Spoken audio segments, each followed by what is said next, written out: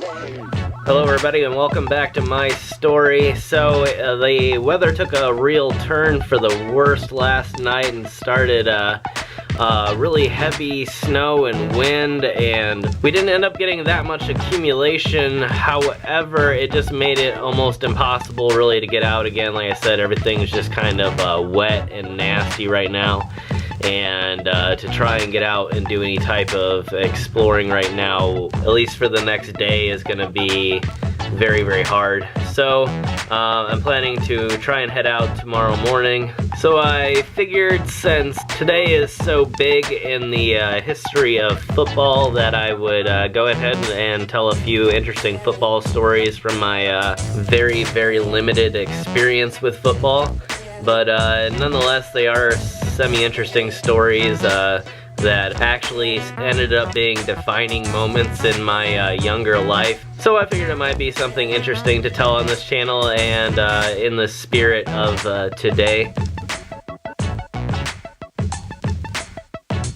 So basically, I had this kid on the bus growing up that liked to kind of pick on me, and I was never really afraid of like pain or like fighting, because occasionally I got into, you know, small little fights or squabbles with my friends, and it was never, you know, a huge deal. However, I was not a fan of confrontation, so this kid would kind of pick at me on the bus, and he would do the strangest things. Like in terms of bullying, his choice in bullying was to flick people, and that was how he would just irritate you until the point of breaking. And so he lived nearby, and one day all of us were out in somebody's backyard, and we were playing tag football because some of the kids didn't want to be tackled, and for whatever reason he was playing that day and was on the opposite team, and he was throwing the ball, and for whatever reason I decided to just tackle him like normal football, and he went down pretty hard and got up crying and ran away. And I'm not in any way advocating using violence to solve your problems. I don't think that it does. Nonetheless, he no longer bullied me ever again from that day forward. For whatever reason, I guess he figured out that strength-wise I was just as capable as he was, so he was not going to challenge me anymore for fear that maybe one day I would lash out or something. But from then on, he was very friendly with me, and ended up kind of being a, I wouldn't really call him a friend, but was not on my bad side anymore.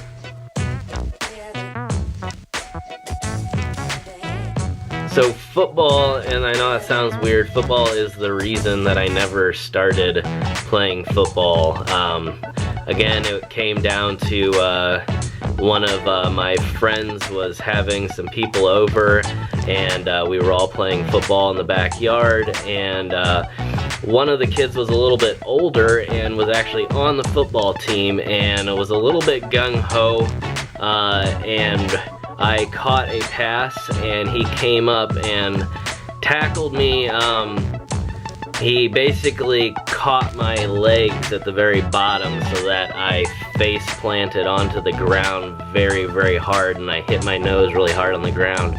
And after that day, it was like cemented in my mind, you know, this is not worth it. And I know that there's safety equipment when you actually play real football, but nonetheless, it just kind of turned me off to the very idea of football. So football, or playing football anyway, played a huge part in making me never try out for it.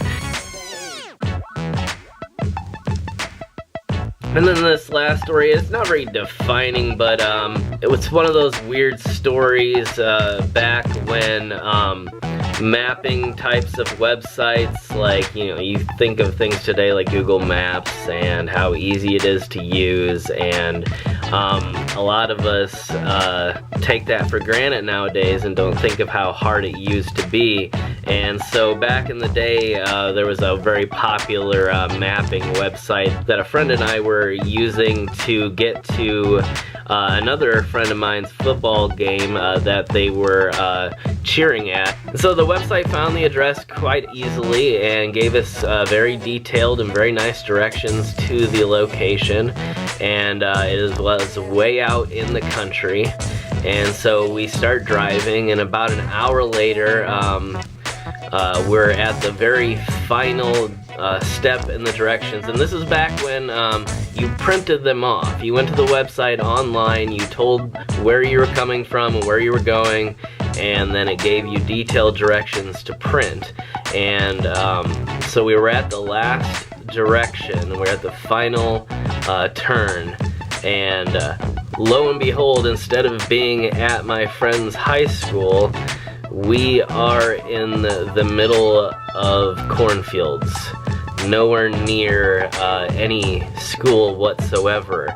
And so, despite the fact that the directions are saying you have now arrived, we have not arrived. And so the only way possible we could figure out to get to where we were going was to ask somebody for directions. But unfortunately, the way this kind of small town worked was when these events like this happen, these big football games, the entire town shut down so that everybody could go watch the games.